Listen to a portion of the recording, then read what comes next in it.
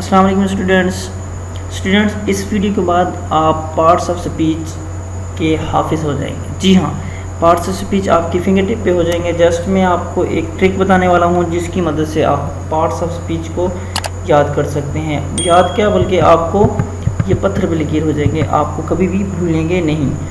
तो चलें शुरू करते हैं। तो वीडियो ज़रा सी भी आपको अच्छी लगे तो लाइक ज़रूर कीजिएगा, और लाइक करने से आपको तो कुछ नहीं जाता, लेकिन हमारी हौसला अफजाई हो जाती है। तो चलें शुरू करते हैं। पार्ट्स ऑफ स्पीच, ठीक है। तो इसके लिए एक वर्ड है, इसको याद करने के लिए ना, तो वो वर्ड ये है। मैं टाइप करके आपको समझाता हूँ कि किस तरह से यही वर्ड है।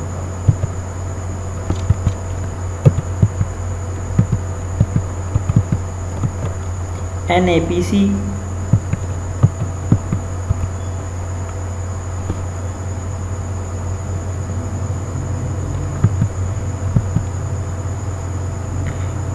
NAPACVI एंड P, ये वर्ड है जी, ठीक है। इस वर्ड की मदद से आप तमाम तरह पार्ट्स ऑफ स्पीच कर सकते हैं। वो किस तरह से, इसको आपने याद कैसे करना है वो भी मैं बताते चलता हूँ। नापाक VIP, ये इस तरह आप इसको पढ़ सकते हैं। वैसे तो C की जगह K होना चाहिए, लेकिन क्योंकि हमने पार्ट्स ऑफ स्पीच करने, लेकिन इस लिहाज से इसको आपने यहाँ पे C लिखना है। NAPAC, नापाक VIP, ये एक तरीक़ाकार है याद करने के लिए। और इससे किस तरह पूरे पार्ट्स ऑफ स्पीच 8 के 8 होते हैं वो मैं आपको बताता हूँ। ये देखें, N से हमारे पास जो फर्स्ट में है उससे बन गया नाउन, ठीक है। सेकंड में है हमारे पास एडजेक्टिव, ठीक है।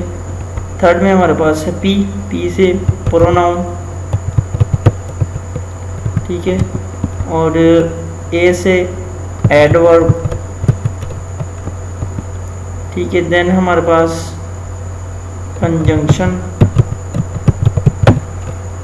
ठीक है। देन वर्ब, इंटरजेक्शन, ठीक है।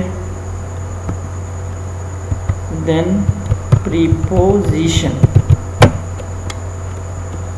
ठीक है। इस तरह से सारे के सारे पार्ट्स ऑफ स्पीच आप याद कर सकते हैं। अगर आप चाहते हैं कि noun, adjective, pronoun, adverb, conjunction, verb, interjection और प्रीपोजिशन की डिटेल्स भी आपसे शेयर की जाएं, तो सिर्फ एक लाइन की डिटेल होगी उर्दू में, और इंग्लिश में सिर्फ एक लाइन लिखी जाएगी और उसकी एक एग्जांपल दी जाएगी। तो आप हर तरह के सेंटेंस से, हर तरह के पैराग्राफ से ये चीज़ निकाल सकते हो कि कौन सा नाउन है, कौन सा एडजेक्टिव है, कौन सा प्रोनाउन है, कौन सा एडवर्ब है, कंजंक्शन कौन सा है, वर्ब कौन सा है, इंटरजेक्शन कौन सा है, और प्रीपोजिशन कौन कौन सी है। तो ये इंतहाई आसान चीज़ है। तो उम्मीद है कि आपको ये छोटी सी वीडियो पसंद आएगी।